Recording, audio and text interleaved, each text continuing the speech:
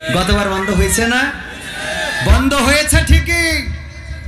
বছরের পরিক্রমা ফিল যেভাবে হয়েছে, বাধা দিও না।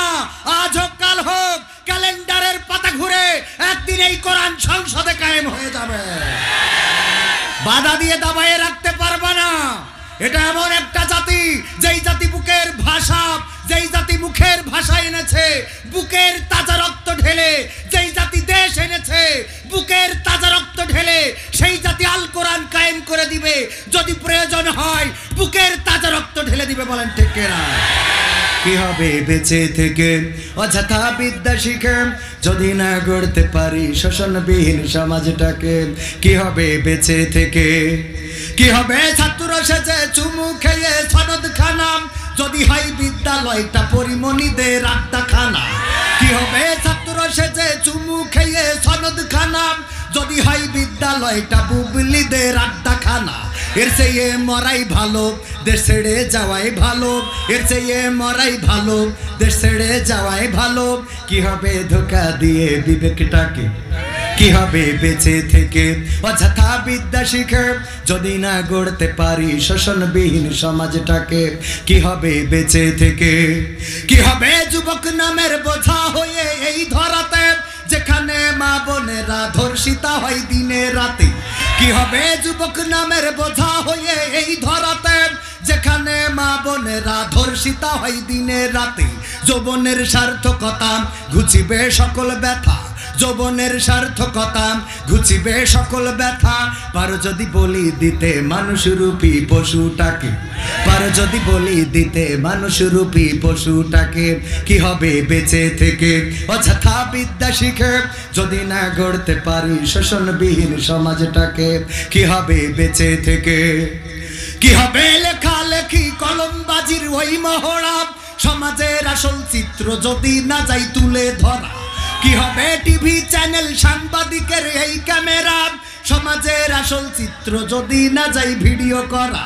যদি ওই ঘুষের বলে কলমটা উল্টো চলে, যদি ওই হ্যালো কলে ক্যামেরা উল্টো বলে, তবে কি যাবে রোখা দুর্নীতিকে? যাবে? তবে কি যাবে রোখা দুর্নীতিকে? কি হবে বেঁচে থেকে অযথা বিদ্যা শিখে, যদি না গড়তে পারি শোষণবিহীন সমাজটাকে? কি হবে বেঁচে থেকে? কি হবে নামাজ রোজা ইমানদারির বড়াই করে, যদি এই খোদার কোরআন নর্দমাতে থাকে পড়ে? কি হবে নামাজ রোজা ইমানদারির বড়াই করে, যদি কোরআনের খাদেম আজও থাকে কারাগারে? মসজিদের কোণে বসে জিকির যত করো কইছে,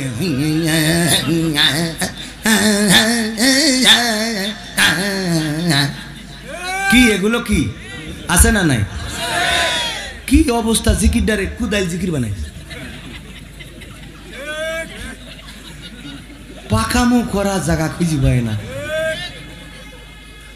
মসজিদের কোণে বসে জিকির যত করো কইছে, মসজিদের কোণে বসে তসবিহ যত টানো ঠেসে দুই হাত দিয়ে, এভাবে যায় না পাওয়া আল্লাহকে। বড় তাসবিহ যারা হজে গিয়েছেন তারা দেখেছেন, মানুষ সমান তসবিহ আছে, দেখেছেন না? হজে যে অনেক লম্বা তসবিহ, মানুষের থেকে বড় বড়। মনে করলাম এটা নিয়ে আসবো, তো টাকা খরচের ভয়তে কিনিনি। কি হবে বেঁচে থেকে অযথা বিদ্যা শিখে, যদি না গড়তে পারি শোষণবিহীন সমাজটাকে? কি হবে বেঁচে থেকে?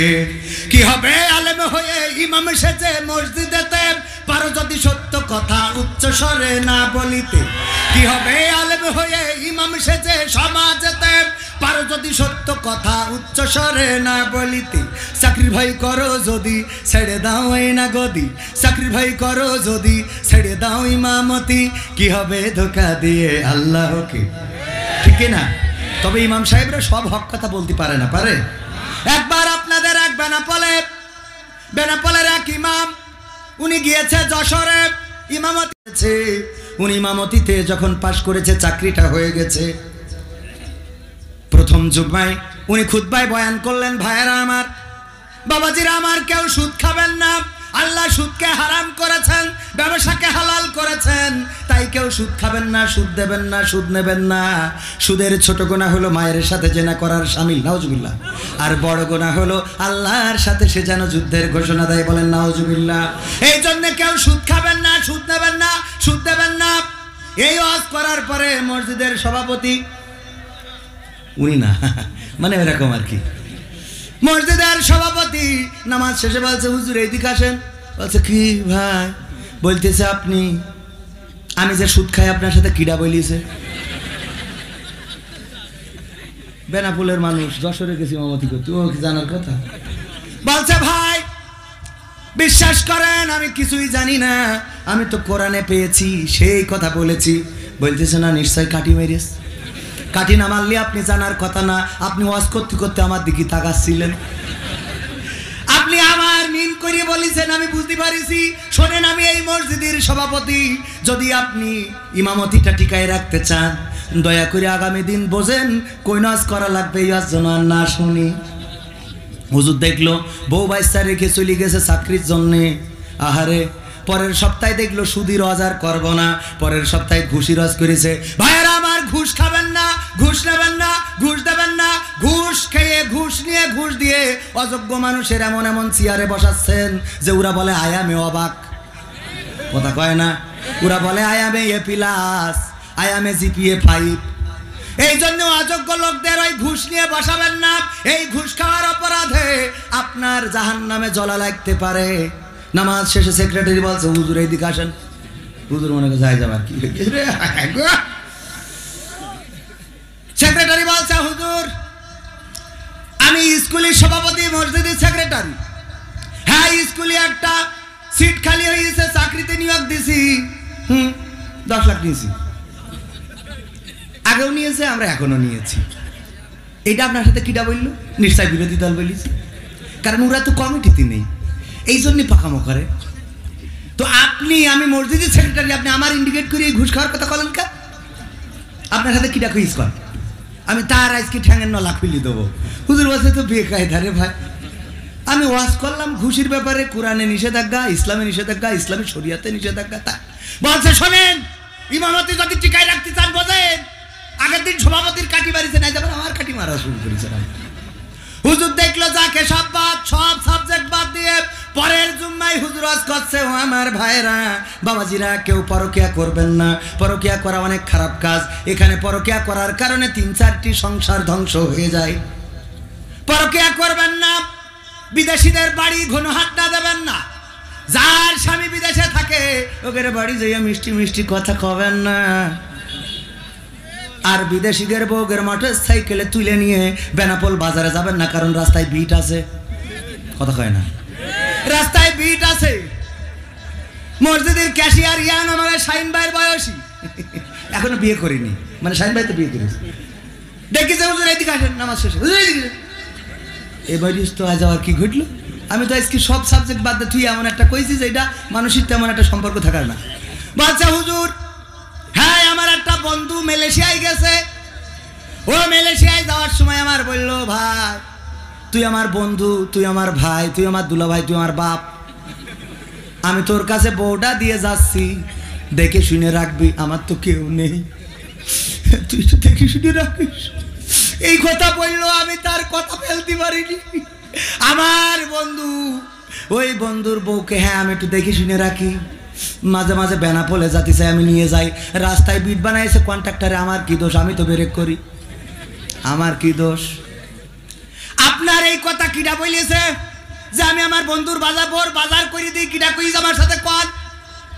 এই তো বেকায়দা অবস্থা, যাই ওয়াজ করি বেকায়দা হয়ে যাচ্ছে। বলছে ভাই বিশ্বাস করেন, আমি জানি না আপনি কার বোর বাজার করেন, কার মোটর সাইকেলে পালসারে তুলে নিয়ে বেনাপোলে যে ব্রেক মারেন, আমি ওটা জানি না, আমি এমনি আমি যা কোরআন হাদিসি পাইছি তাই কইছি।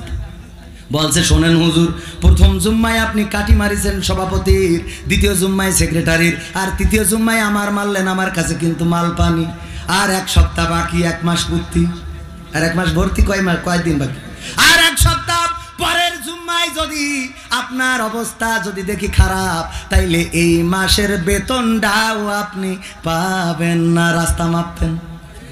হুজুর সারা সপ্তাহ ধরে চিন্তা করলো কি করা যায়। ভাইজান সারা সপ্তাহ ধরে চিন্তা করিস, আল্লাহ ইমামতি যদি চলে যায় বাচ্চার দুধ কিনবো কি করে গো আল্লাহ। হুজুর পরের 1 সপ্তাহ রিসার্চ করে পরের জুম্মায় হুজুর ওয়াজ করতেছে, ভাইয়েরা, বাবাজিরা, কলিজার টুকরারা আমার, ওগো মসজিদের মুসাল্লিরা, আপনাদের বললে খুশি হয়ে যাবেন, এই বাংলার জমিনে আল্লাহ রাব্বুল আলামিন এত বড় একটা নিয়ামত দিয়েছেন, যেই নিয়ামতের সন্ধান আমি 1 সপ্তাহ গবেষণা করে পেয়েছি। বলেন সুবহানাল্লাহ। এখন কইেন না, এখন কইেন না, এই কথা মুসাল্লিদের বলতেছে, আপনাদের না। বলছে ভাইয়েরা আমার, সেই গবেষণাটা 1 সপ্তাহ লেগেছে আমার এই ওয়াজটা বের করতে। আমি গবেষণা করে দেখলাম বাংলার জমিনে চোর হলো আল্লাহর অনেক বড় একটা নিয়ামত। কি এত বড় নিয়ামত, যদি চোর না থাকতো তাইলে মানুষ অর্থ সম্পদের যত্ন করতো না, টাকা পয়সা যেখানে সেখানে ফেলাই রাখতো, বেনাপোলে চা খাইতে যেয়ে 3 লাখ টাকা বেঞ্চির পর থেকে চলে আসতো। এই চোর থাকার কারণে ওই টাকা ব্যাংকে রাখে, আর ব্যাংক আছে বলে কত হাজার হাজার মানুষ চাকরি করে। আর ওরা যদি চাকরি না করতো তাহলে ওদের বউ ছেলেপিলে নিয়ে ভিক্ষে করতে হইতো। তাহলে চোর কত বড় নিয়ামত। শুধু তাই না ভাইয়েরা আমার, চোর যদি না থাকতো কেউ আলমারি বানাইতো না, ড্রেসিং টেবিল বানাইতো না, মোটরসাইকেলগুলো সুন্দর করে যত্ন করে রাখতো না। চোর যদি না থাকতো কেউ দরজা বানাইতো না, জানলা বানাইতো না, কারণ চোর তো নেই, দরজা কেন দেবে? কথা কয় না। চোর আছে বলে দরজা আছে, জানলা আছে, ওই বেঁচে বেঁচেতে আরএফএল কত টাকা ইনকাম করছে। যদি চোর না থাকতো তাহলে কোম্পানি মার খেয়ে যেত। চোর আছে বলে তালা উঠেছে, জিপিএস উঠেছে, মোটরসাইকেলের পাশায় লাগাই দেয়, ওই দিয়ে মোটরসাইকেল চুরি হলেও ধরা খায় না, খায় না। চোর আছে বলে সবাই সম্পদের যত্ন নেয়। আমার মা বোনেরা সোনাদানা গয়না গাটি সুন্দর করে যত্ন করে রেখে দেয়। যদি চোর না থাকতো তাহলে ওই আমার আলমগীর চাচা উনি নেকলেস সেট কিনে দিয়েছে সৌদি আরবে, তো ওই পুকুর পাড়ে তুই চলে আসতো। কথা কয় না। এই জন্যই চোর অনেক বড় একটা নিয়ামত আমার দেশে। আল্লাহ রাব্বুল আলামিন চোর বাড়িয়ে দিন, বলে না আমিন। বলছে ভাইয়েরা আমার, শুধু তাই নয়, যেইভাবে এই দেশে চোর উৎপাদন হয়েছে সেই দিন বেশি দূরে নয় যেই দিন গোটা দেশটা একটা চোরময় বাংলাদেশ হয়ে যাবে। বলেন সুবহানাল্লাহ, নাউজুবিল্লাহ।